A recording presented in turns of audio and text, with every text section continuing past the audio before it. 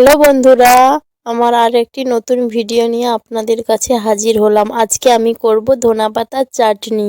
তো আপনারা দেখতে থাকুন কিভাবে রেসিপিটি তৈরি করি, আপনারা এইভাবে ফলো করতে পারেন।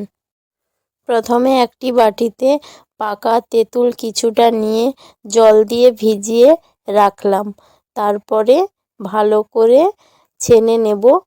তারপরে ধনেপাতাগুলো ভালো করে ধুয়ে নেব। ভালো করে ধোয়ার জন্য জল ঢেলে দিলাম। তারপরে একটি মিক্সিং জারে ধনেপাতাগুলো ধুয়ে রেখে দিলাম। তারপরে গ্রেটার দিয়ে আদা রসুনগুলো ভালো করে গ্রেট করে নেব। তারপরে কড়াই গরম হয়ে গেলে কড়াইয়ে সরষের তেল ঢেলে দেব।